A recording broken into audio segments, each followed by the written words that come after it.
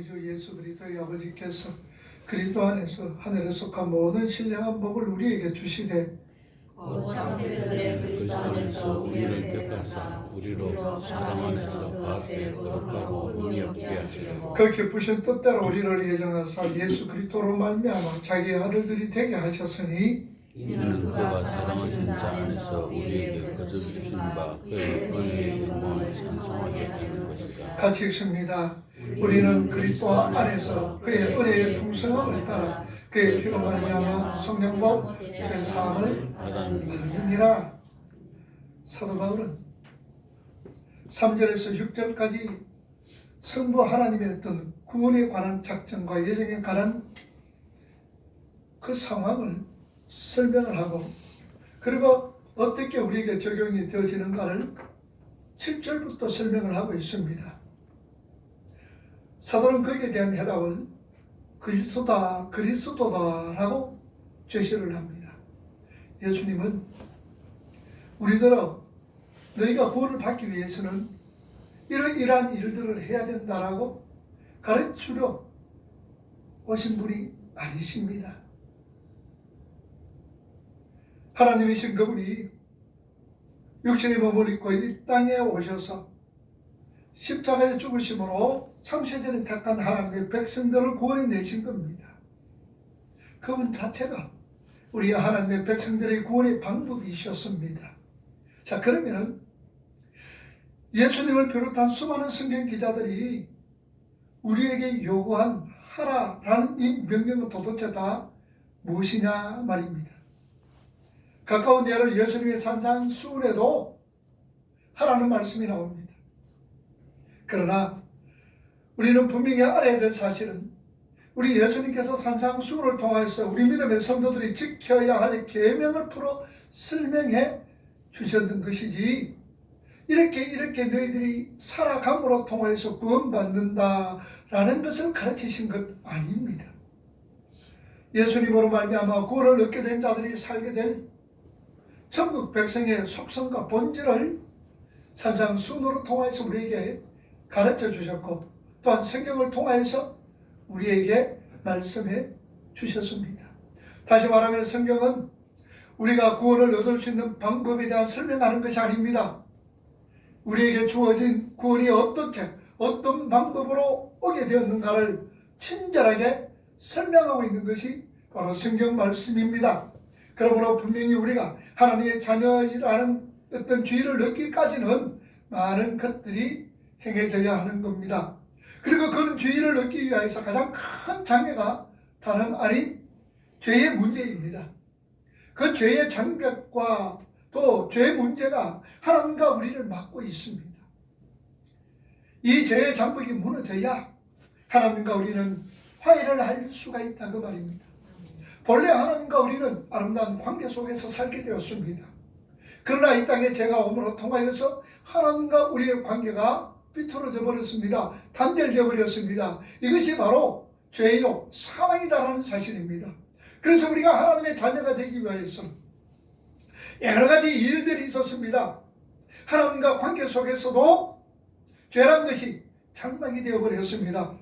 그러나 이 죄의 장막이 무너져야 하나님과 우리가 하나가 되며 하나님과 우리가 화목하게 되어진다라는 말씀입니다. 그러기에 이사야 59장 1절과 2절 말씀에 말씀합니다. 여호와의 손이 짧아 구원하지 못하심도 아니고 귀가 둔하여 듣지 못하심도 아니다. 2절 오직 너희 죄악이 너희와 너희 사이를 갈라놓았고 너희 죄가 그의 얼굴을 가리어서 너희에게 들리지 않게 함이다라고 말씀을 합니다. 이렇게 그 죄가 해결되지 않는다면 하나님은 우리를 자녀 삼을 수가 없습니다. 그래서 예수님께서 그 죄를 없애는 방법으로 이 땅에 오셨습니다. 오늘 본문에서 사도 바울이 말씀하시는 것이 바로 그 얘기입니다. 구원이 어떻게 우리에게 오게 되었는가? 바로 그리스도 안에서 우리에게 주어진 것이라고 말씀을 합니다. 자, 만일요 오늘 저와 여러분들 가운데서 난 그리스도인이 되기 위하여서 열심히 노력하고 있어요 라고 대답한다면 그 사람은 아직 죽으면 안 됩니다. 그 사람은 은혜가 뭔지 아직까지 모르는 사람이며 그의 죄는 아직 영원히 그의 노력으로 해결이 안 될 것이기 때문입니다. 그래서 그 사람은 나는 아직까지 노력을 해 지금은 그리스도인이 되기를 노력하고 있습니다라며 그 사람은 영원히 살아야 됩니다. 세상 따라 죽으면 안 됩니다. 왜냐? 우리 힘으로는 그 죄를 없애할 수가 없고 하나님과의 관계 단절 속에서 우리 힘으로 노력으로 지식으로 경험으로는 도저히 하나님과 바른 관계를 맺을 수가 없기 때문입니다. 사도 바울이 하나님을 향한 열심이 우리 한번 생각해 보세요. 사도 바울이 율법을 지켰습니다. 그러면 얼마나 하나님을 열심히 섬겼습니다. 그런데 그 하나님을 열심히 섬겼던 사도 바울은 어떻게 했습니까? 스데반을 때려 죽이는데 그런 앞장섰습니다. 그리스도인들을 때려 죽이는 그 결과로 나타났던 것을 우리는 성경을 통해서 알 수가 있습니다. 하나님의 은혜를 알지 못하고 내어놓는 우리 인간들의 열심은 구원을 얻을 수 있을 만큼 그 수준까지 올라갈 수 없는 것을 우리가 알아야 합니다. 우리가 아무리 노력하고 힘을 써도 구원받을 수 있는 수준까지 올라갈 수 없다라는 말씀입니다. 하나님께서는요, 이런 인간의 불가능함을 이미 하셨습니다. 그래서 창세전에 이미 예수 그리스도의 십자가라는 하나님의 지혜로운 방법을 마련해 놓으셨던 겁니다. 그래서 이것을 우리는 창세전 언약이라고 말씀을 하죠. 하나님과 예수님이 약속을 합니다. 하나님께서 창세전에 택한 하나님의 백성들을 죄로 말미암아 죽여버려 둘 수는 없습니다. 그래서 예수님과 얘기를 합니다. 예수야, 네가 인간의 몸을 입고 내려가서 하나님의 택한 백성들, 우리가 창세전에 택한 그 하나님의 백성들을 네가 십자가로 통하여서, 죽음으로 통하여서 그 자를 우리가 살리자라고 하나님과 예수님은 이렇게 창세전에 언약을 하셨습니다. 자, 그래서 우리 예수님은 우리의 죄가 되셔서 완전히 죽음 아래로 내려감으로 해서 하나님은 그 우리의 공의와 사랑을 그 십자가로 통하여서 한 번에 보여주셨습니다. 그래서 하나님은 그리스도 안에서 우리의 죄의 장막을 깨버리시고 우리와 화해하셨던 겁니다. 고린도후서 5장 18절과 19절 말씀에 그렇게 고백을 하고 있습니다. 읽어봅니다. 모든 것이 하나님께로 났으며 그가 그리스도로 말미암아 우리를 자기와 화목하게 하시고 또 우리에게 화목하게 하는 직분을 주셨으니 19절 곧 하나님께서 그리스도 안에 계시사 세상을 자기와 화목하게 하시며 그들의 죄를 그들에게 돌리지 아니하시고 화목하게 하는 말씀을 우리에게 부탁을 하셨더라. 그 예수 그리스도로 말미암아 우리에게 주어진 것이 바로 구원, 구속함이다 라는 말씀입니다. 반복하지만 우리 주님의 그 구속의 방법을 가르쳐 주시기 위하여서 이 땅에 오신 것이 아니라 바로 예수님, 바로 그분이 구속의 방법으로 오셨다라는 말씀입니다. 그러기에 디모데전서 2장 6절에는 말씀을 합니다. 그가 모든 사람을 위하여 자기를 대속물로 주셨으니 기약이 이르러 주신 증거니라라고 말씀을 합니다. 우리의 몸값으로 예수님이 치러지신 것입니다. 그래서 우리는 우리의 것이 아니라 값을 치르고 사신 하나님의 것이 된 것입니다. 그것이 성경이 말하는 구속의 정확한 의미입니다. 따라서 우리 믿음의 성도들은 내 마음대로 살아갈 수가 없습니다. 예수 그리스도의 십자가로 통하여서 우리는 하나님의 백성이 되었습니다. 예수 그리스도로 통하여서 우리는 천국의 백성이 되었습니다. 그러니 우리는 천국의 백성 되는 이것은 절대로 변함이 없습니다. 변해지지는 않습니다. 우리가 어떤 모양으로 있든지 어떤 상황 속에서 어떻게 살아가든지 우리는 구원에 대해서는 전혀 변동이 없습니다. 그렇지만 우리는 구원에는 변동이 없습니다만 내 마음대로 내 뜻대로 내 주관대로 살아서는 되지를 않습니다. 이제 우리 믿음의 성도들은 왜냐? 자기 자신의 것이 아니라 값을 주고 사신 하나님의 것이기 때문입니다. 오늘 저와 여러분들의 인생은요, 우리의 인생이 아닙니다. 하나님의 것입니다. 하나님께서 예수 그리스도로 통하여서 그 값을 지불하고 우리를 하나님의 자녀로 삼아 주셨기 때문입니다. 그래서 우리는 마음대로 살 수가 없어요. 내 뜻대로 살 수가 없어요. 내 행동, 내 하고 싶은 행동대로 살아갈 수가 없다는 사실입니다. 하나님의 말씀대로 순종하며 살아가는 자가 되어야 된다는 것이죠. 자, 그런데 사도는 그 구속 속전을 치르고 우리를 사신 것은 구속, 곧 제사함이다, 이렇게 말씀하시면서 구속과 제사함을 동격으로 놓고 있습니다. 성경에서의 구속은 단순히 제사함만을 의미하지를 않는다라는 거지요. 자, 그런데 사도 바울은 내 구속을 얘기하면서 제사함이란 말을 마치 구속이 제사함인 것처럼 표현을 해놓았다라는 것이죠. 그래서 로마서 8장 23절 말씀을 우리 한번 보세요. 그뿐 아니라 또한 우리 곧 성령의 처음 익은 열매를 받은 우리까지도 속으로 탄식하여 양자될 것 곧 우리 몸의 속량을 기다리느니라. 우리 몸의 곧 속량을 기다린다. 성령의 처음 익은 열매를 받은 우리까지도 구속을 기다린다라는 말씀입니다. 사도는 분명히 우리 궁극적인 영화의 차원에서 구속이라는 단어를 쓰고 있습니다. 이렇게 구속은 그만큼 제사함뿐만 아니라 더 풍성하고 크다란 의미가 있는 것입니다. 자, 그런데 왜 여기서는 구속이 곧 제사함인 것처럼 새겨져 있을까요? 사도가 의도하는 바가 무엇이겠느냐라는 말씀입니다. 그것은요, 제사함으로부터 시작되는 것이기 때문이죠. 다시 말하면 구속의 시작은 제사함이다라는 얘기죠. 구속의 시작은 제사함부터 시작이 된다는 것을 사도 바울은 말씀하고 싶은 거예요. 그래서 사도는 구속이 곧 제사함이다라는 것을 말하는 것이 아니라 구속의 아주 중요한 부분인 제사함을 지금 강조하고 있는 거예요. 너희들이 구속받는 것은 죄사함으로 통하여서만 이루어진다는 얘기죠. 이것을 죄사함을 사도 바울은 지금 강조를 하고 있습니다. 다시 말하면 구원을 받은 우리 믿음의 성도들에게 있어서는 먼저 해결해야 될 그 문제가 바로 죄라는 말인 것입니다. 자신들의 어떤 죄가 용서받아야 한다는 것을 인식하기 전에는요, 절대로 우리는 그리스도인이 될 수가 없으며 구속의 출발이 일어날 수가 없습니다.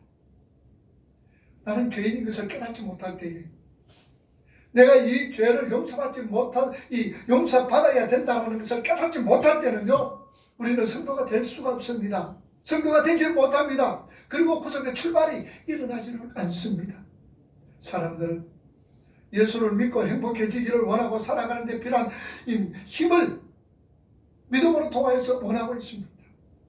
그래서 죄 같은 것은 부담스러운 주제이기 때문에 저리 밀쳐놓습니다. 아니, 관심도 없는 사람들이 태반입니다. 기독교는 그렇게 감성적으로 출발하는 것이 아닙니다. 기독교는요, 오늘 저와 여러분들이 믿는 기독교는요, 죄의 자각에서부터 시작되어지는 겁니다. 모든 사람이 죄를 범하였음에 하나님의 영광에 이르지 못하고, 오늘 저와 여러분의 상태는 허물과 죄로 죽었던 우리들이라는 것을 먼저 우리가 자각해야 된다는 말씀이죠.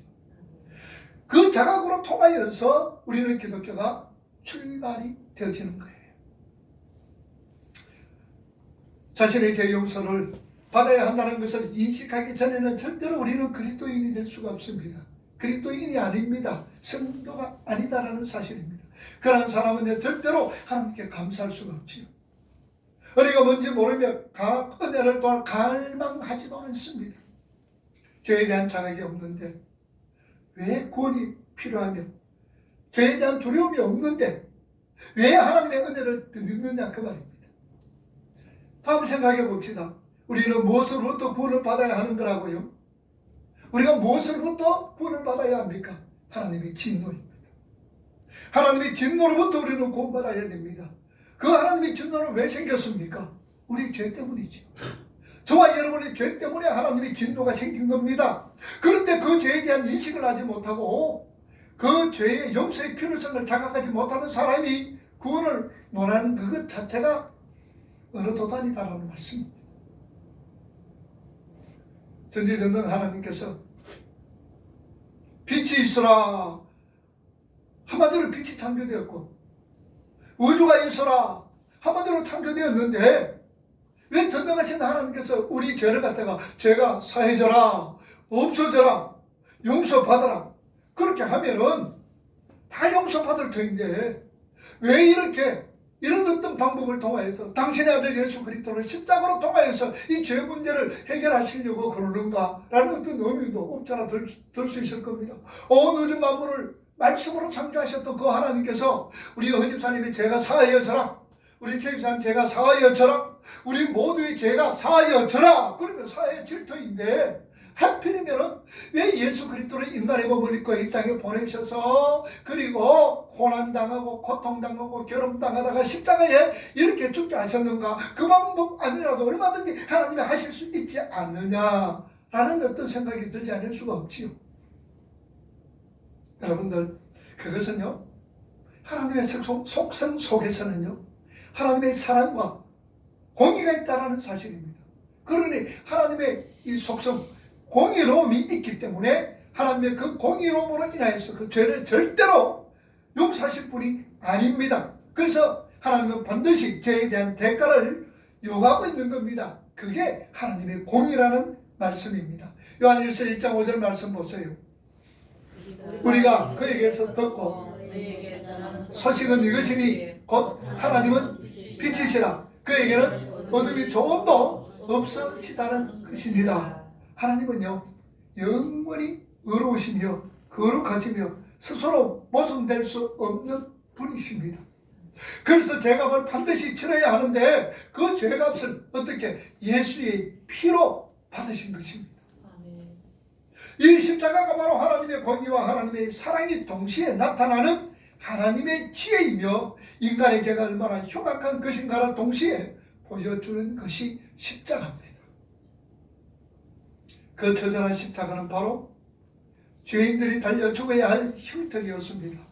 그 자리가 십자가의 자리가 바로 오늘 저와 여러분들의 자리였던 겁니다. 하나님은 그렇게 인간들이 젖어있는 그 죄가 얼마나 무서우며 악독한 것인가를 십자가로 통해서 우리에게 보여주셨고 그 외아들 예수 그리스도에게 저주를 내리심으로 하나님의 공의를 실현하셨을 뿐만 아니라 우리에게 하나님의 사랑이 얼마나 큰가를 보여주셨습니다. 그래서 그 십자가는 하나님의 공의요 또한 우리에 대한 하나님의 사랑임을 우리는 십자가로 통해서 알 수가 있습니다. 그래서 로마서 3장 24절과 26절 말씀을 한번 보세요. 24절 그리스도 예수 안에 있는 성령으로 말미암아 하나님의 은혜로 값없이 거룩다 하심을 얻은 자가 되었느니라. 25절 하나님이 그의 피로서 믿음으로 말미암는 화목제물로 세우셨으니 이는 하나님께서 길이 참으시는 중에 전에 지은 죄를 감당하심으로 자기의 의로우심을 나타내려 하심이니 26절 곧 이때 자기의 의로우심을 나타내사 자기도 의로우시며 또한 예수 믿는 자를 의롭다 하려 하시니라. 또한 예수 믿는 자를 뭐하다? 의롭다 하려 하심이라. 하나님께서는 그 의로우심을 잃지 않으시면서 그 의로우심을 보이시는 방법으로 예수 그리스도의 십자가를 택하신 겁니다. 그러므로 죄를 벌하시고 아울러 용서도 하시는 그 놀라운 지혜를 아들을 죽이시는 방법을 하나님께서 택하셨다고 말입니다. 그래서 고린도후서 5장 19절과 21절에 말씀을 합니다. 뭐라고 이야기합니까? 곧 하나님께서 그리스도 안에 계시사 세상을 자기와 화목하게 하시며 그들의 죄를 그들에게 돌리지 아니하시고 화목하게 하는 말씀을 우리에게 부탁하셨느니라. 20절 그러므로 우리가 그리스도를 대신하여 사신이 되어 하나님의 우리를 통하여 우리를 권면하신 것 같이 그리스도를 대신하여 간청하노니 너희는 하나님과 화목하라. 21절 하나님이 죄를 알지도 못하신 이를 우리를 대신하여 죄로 삼으신 것은 우리로 하여금 그 안에서 하나님의 의가 되게 하려 하심이라. 하나님은요 예수 그리스도의 십자가로 통하여서 우리의 모든 죄를 용서하셨을 뿐만 아니라 아예 기억조차 하시지 않겠다라고 하나님은 말씀을 합니다. 이 얼마나 다행입니까? 우리가 저지른 파렴치한 정말로 남에게 몰래 숨기고 싶은 그 모든 죄악들을 하나님께서 기억하지도 않는다라는 말씀입니다. 이것이 참 만천에 드러나면은 천국에서도 얼굴 떼고서 어찌 살 수가 있겠습니까? 그러나 하나님께서는요, 레위기 16장의 수염소 아사셀에게 죄를 전가시켜 저 보이지 않는 광야로 쫓아 보내심 같이 우리 죄를 보이지도 않게 없애 버리시겠다라고 말씀을 하십니다. 예레미야 31장 34절 말씀 여러분 한번 보세요. 그들이 다시는 각기 이웃과 형제를 가리켜 이르기를 너는 여호와를 알라 하지 아니하시니 이는 작은 자부터 큰 자까지 다 나를 알기 때문이라. 내가 그들의 악행을 사하고 다시는 그 죄를 기억하지 아니하리라. 여호와의 말씀입니다. 내가 그들의 악행을 사하고 다시는 그 죄를 맞이 않겠다. 기억하지 아니하리라. 누구의 말씀이냐? 여호와의 말씀이다. 이렇게 하나님께서는요, 하나님의 의로우심을 잃지 않으시면서도 또 하나님의 그 사랑을 마음껏 부어주시는 방법으로 하나님이신 예수 그리스도의 피를 십자가에서 쏟아 붓게 만드셨습니다. 참으로 그분은, 우리 예수 그리스도는 하나님의 독생자이십니다. 자, 그런데 사도 바울은 본문 6절에서요, 그리스도 안에서라는 말을 쓰지 않고 그의 사랑하시는 자 안에서라는 말을 쓰고 있습니다. 우리 6절 말씀 한번 읽어보세요. 본문 6절 말씀. 이는 그가 사랑하시는 자 안에서 정죄시에 그가 주시는 바 그의 은혜의 영광을 찬송하게 하는 것이라. 그의 사랑하는 자 안에서, 성경은요, 성령의 감동으로 쓰여진 것입니다. 그러므로 우발적으로 쓰여진 것은 하나도 없습니다.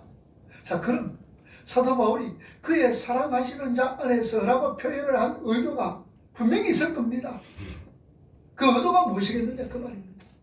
근데 예수 그리스도 안에서라고 얘기하면 되는데 그의 사랑하시는 자 안에서라고 표현하는 그 의도가 우리가 알아야 된다는 사실입니다. 사도 바울은 우리가 그리스도로 말미암아 구원을 받았는데 그 그리스도가 누구인가를 알고 싶은 거예요. 십자가에 피 흘려 돌아가셔서 우리 모든 죄를 사하신 그분이 누구인가를 죄 용서 받았던 저와 여러분들에게, 오늘날 성경을 읽는 독자들에게 알리고 싶다라는 말씀입니다. 그분은 바로 하나님께서 사랑하시는 자, 성자 하나님이시다라는 것을 역설하는 겁니다. 성경은 그렇게 예수님을 가리켜 하나님께서 사랑하시는 자라는 그런 표현을 자주 사용을 했습니다. 마태복음 3장 17절이라든지 마태복음 17장 5절 말씀에 이 말씀이 기록됩니다. 읽어봅시다. 말할 때에 화려히 빛난 구름이 그들을 덮으며 구름 속에서 소리가 나서 이르시되 이는 내 사랑하는 아들이요 내 기뻐하는 자니 너는 그의 말을 들으라. 너희는 그런 말을 들으라. 예수님께서 세례 받으실 때도 이는 내 사랑하는 아들이라고 말씀하셨고 변화산 위에서도 하나님께서는 이는 내 사랑하는 아들이니까 너희 내 기뻐하는 자니까 너희들은 그의 말을 들으라고 말씀을 합니다. 이렇게 우리 주님은 영원 전부터 하나님의 품속에 계셨던 하나님의 가장 사랑하시는 아들이었습니다. 참으로 하나님의 품속에서 하나님과 뗄래야 뗄 수 없는 그런 관계인 삼일체의 하나님께서 그 아들 예수님을 이 땅에 보내시고 죽으심으로 우리에게 구속이 주어졌다는 이 사실을 사도는 이런 단어들을 통하여서 동원하여 외치고 있는 것이지요. 우리 주님은 하나님과 본체가 같으신 분입니다. 본질이 같으신 분입니다. 영광과 거룩과 모든 신성이 하나님 아버지와 동일하신 분이십니다. 그러게 히브리서 기자는 말합니다. 히브리서 1장 1절에서 3절 말씀 보세요. 뭐라고 얘기합니까? 옛적에 선지자들을 통하여서 여러 부분과 여러 모양으로 우리 조상들에게 말씀하신 하나님이 이 모든 날 마지막에는 아들을 통하여 우리에게 말씀하셨으니 이 아들을 만유의 상속자로 세우시고 또 그로 말미암아 모든 세계를 지으셨느니라. 3절 이런 하나님의 영광의 광채시여 그 본체의 형상이시라. 그의 능력의 말씀으로 만물을 붙드시며 죄를 정결하게 하는 일을 하시고 높은 곳에 계신 정확히 크신 이의 우편에 앉으셨느니라. 그토록 하나님께서 사랑하시는 독생자 아들이 그렇게 하늘 보좌 우편에 앉아 계셨던 그 하나님이 온 우주 만물을 말씀으로 창조하셨던 그 하나님이 이 땅에 베들레헴에 오셨습니다. 초라하고 가난한 모습으로 오셨습니다. 영원 전부터 아버지의 품속에서 완전한 복을 누리며 계셨던 그 하나님의 아들 예수님께서 강보가 없어서 구유의 집더미에 오셨습니다. 그리고 아무도 알아주지도 않는 가난한 목수의 아들로 자라나셨으며 그 아들이 당연히 죄인들에게 모욕을 당하고 침뱉음을 당하셨습니다. 그 모든 것을 아버지가 하셨습니다. 그리고 보셨습니다. 그리고 그 사랑하는 아들에게 벌레 같은 인간들이 돌을 던지는 것을 하나님은 보셨습니다. 그 사랑하는 자에게 상처를 내고 배척하는 것을 또한 하나님이 보셨습니다. 벌레만도 못한 사람들이 그 아들을 조롱하며 십자가에서 내려와 보라는 조롱 속에서도 참으시는 것을 우리 하나님이 보셨습니다. 그 사랑하는 아들이 아버지와의 단절이 너무나 고통스러워서 급기야 엘리 나와 사박다니 하나님이여 하나님이여 어찌하여 나를 버리십니까? 부르짖는 그 모습까지 그 음성도 들으면 하나님 그거 보시면서 하나님은 견디셨습니다. 당신의 아들이 조롱을 받습니다. 당신의 아들이 고통을 당합니다. 당신의 사랑하는 그 아들이 인간들에게 멸시를 당합니다. 엘리 나와 사박다니 하나님이여 하나님이여 어찌하여 나를 버리십니까? 이렇게 절규의 소리를 우리 아버지께서 들으셨고 보셨습니다. 영원부터 영원까지 영원한 사랑 안에 영원한 축복 안에 거하시는 하나님의 아들 예수께서 그 지경까지 낮아지셨으며 죽음의 자리까지 내려가셨던 겁니다. 그 하나님의 사랑하시는 자 예수 그리스도와 하나님의 사랑의 분량을 우리가 이해할 수가 있겠느냐 그 말. 우리는 도저히 하나님의 사랑을 하나님의 그 사랑의 깊이를 하나님의 사랑의 그 넓이를 우리는 이해할 수가 없습니다. 자, 그런데 성경은 그 사랑하는 자 안에서 구원을 얻는 저와 여러분들을 하나님께서 동일한 사랑으로 사랑하신다라고 말씀을 합니다. 다시 말하면 하나님께서 예수 그리스도를 사랑하는 것 동일하게 오늘 저와 여러분들을 사랑하고 계신다라는 말씀입니다. 요한복음 17장 23절 말씀 보세요. 곧 내가 그들 안에 있고 아버지께서 내 안에 계시더니 그들로 온전함을 이루어 하나 되게 하려 함은 아버지께서 나를 보내신 것과 또 나를 사랑하심과 같이 그들도 사랑하신 것을 세상으로 알게 하려 함이로소이다. 하나님은 지금 우리를 자기 아들이신 성자 하나님을 사랑하시는 그 사랑으로 지금 우리를 사랑하고 계신다라는 말씀입니다. 참으로 믿을 수 없는 사실입니다. 그런데도 그게 진리인 거예요. 온 우주 만드신 그 하나님의 성부 하나님께서 예수 그리스도를 당신의 아들을 사랑하는 것처럼 똑같이 오늘 저와 여러분들을 사랑하고 있다는 사실입니다. 변함이 없는 말씀입니다. 이 말씀 바로 진리인 거예요. 우리 데살로니가후서 2장 13절 말씀 한번 읽어봅시다. 뭐라 그럽니까? 그러므로 이러므로 우리가 주께서 사랑하시는 형제들아 우리가 항상 너희에게 관하여 마땅히 하나님께 감사할 것은 하나님이 처음부터 너희를 택하사 성령의 거룩하게 하심과 진리를 믿음으로 구원을 받게 하시니. 자, 성령의 거룩하심과 진리를 믿음으로 뭐 받게 하기 위해서다? 구원을 받도록 하기 위해서다. 주께서 사랑하시는 우리 신분이 어떤 신분인지 우리는 조금 이제 이해가 가는 거예요. 죄의 장막으로 참으로 하나님과 화해할 수 없었던 우리에게 하나님께서 그의 사랑하시는 자 하나님의 독생하신 예수 그리스도로 보내셔서 우리에게 떨어질 그 저주와 심판을 예수 그리스도로 통해서 다 받게 하시고 우리의 죄가 되게 하셔서 십자가에 죽여 버리심으로 통해서 그 죄의 장막을 찢으셨고 우리는 더 이상 정죄받지 않는 자들이 되었다는 사실입니다. 그것은 바로 우리에게서 아무 근거도 찾지 않으시는 전적인 하나님의 은혜며 하나님의 선물입니다. 뿐만 아니라 우리를 완전한 구원으로 만드실 완성된 선물이 무엇이냐? 구원이라는 사실이죠. 이 구원은 완성된 겁니다. 만들어지는 것 아닙니다. 구원의 완성품을 오늘 저와 여러분들에게 주셨다는 사실입니다. 그러므로 우리 저와 여러분들은 어떤 상황 속에서도 이 완성된 구원 어떤 누구도 변개할 수가 없습니다. 이 완성된 구원 선물로 우리에게 주신 이 구원은 우리는 어떤 상황 속에서라도 어떤 누구도 이 구원을 변개시킬 수가 없다는 사실입니다. 그것이 얼마나 감사한지 모릅니다. 그런데도 이 구원의 완성품을 우리에게 주심에도 불구하고 나는 아직 그리스도인이 되기 위해서 노력하고 힘을 쓰고 애를 쓰고 있다.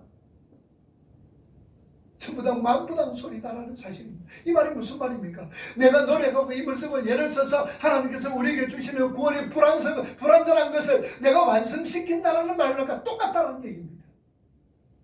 하나님은 구원을 우리에게 완성품으로 허락해 주셨습니다. 더 이상 번복이 될 수 없다라는 사실입니다.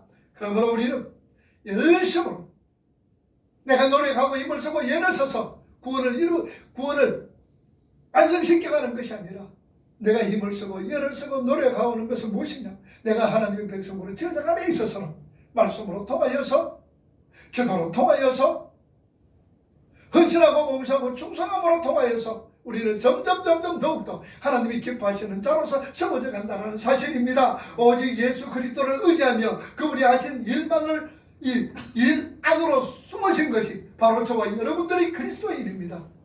우리가 할 것 아무것도 없습니다. 하나님께서 하셨던, 예수님께서 하셨던 그 모든 일들 속에서 우리는 그 속에 들어가 있으면 되는 거예요. 이게 뭐냐? 예수에 대한 믿음이라는 사실입니다. 이런 예수에 대한 믿음으로 통해서 우리는 안전한 구원을 우리에게 얻게 되어지는 겁니다. 그래서 우리는 주님 안에 들어갈 때에 주님, 나는 아무것도 아닙니다. 나는 보잘것없습니다. 나는 부족합니다. 성령 하나님 도와주세요. 성령 하나님 살려주시고 성령 하나님이 나를 이끌어주세요 라고 자연스럽게 이런 고백이 나오게 되어진다는 말씀입니다. 어제도 우리 학생들을 가르칠 때에 그 학생이 열심으로 내가 주의 일을 하고 열심으로 노력해야 된다는 어떤 그런 부분들을 이해하는. 그래서 제가 그랬어요. 우리가 열심으로 노력하고 힘을 쓰고 애를 쓰며 일하는 것이 주를 위해서 하는 것 정말이다. 주님은 우리에게 원하는 것 하나도 없다. 무엇이냐? 구원에 감사해서 저와 어물로 죽었던 나 살려주셔서 너무나 감사합니다. 거기에서 나오는 것이 헌신이요 봉사하고 충성이지, 우리가 일을 함으로 통해서 뭔가 주님 앞에 뭔가 하나님 앞에 얻기 위해서 내가 일을 한다는 것은 잘못된 것이라고 참 말씀을 드렸습니다. 오늘도 마찬가지입니다. 구원해 주신 그 하나님으로 인하여서 십자가로 통하여서 구원을 다 이루어 주셨던 그 예수 그리스도로 통하여서 너무나 그 사랑에 감사합니다. 그 은혜에 감사합니다. 이 고백 속에 터져 나오는 거예요. 이 고백 속에서 우리가 감사함으로 기뻐함으로 헌신하고 봉사하고 충성하며 하나님 나라 확장을 위해서 내가 도구가 되어서 사용되어진다는 사실을 여러분들 기억할 수 있기를 바랍니다. 그 삶이 내 자신이 부인되어지는 삶이요 십자가 지고 주님 따라가는 삶인 것을 우리는 아셔야 됩니다. 참으로 구원은 사랑하시는 자 안에서 사랑하시는 자에게 주어지는 공짜 선물이라는 사실, 하나님께서 사랑하시는 예수 그리스도로 통하여서 오늘 우리 믿음의 성도들에게 주어지는 공짜 선물이 구원이다라는 이 사실을 여러분들 꼭 기억하시면서 그 사랑에 그 은혜에 순간순간 살아가면서 감사하며 찬양하며 살아갈 수 있는 오늘 저와 여러분이 되기를 주님의 이름으로 축복을 합니다. 아멘. 기도하겠습니다.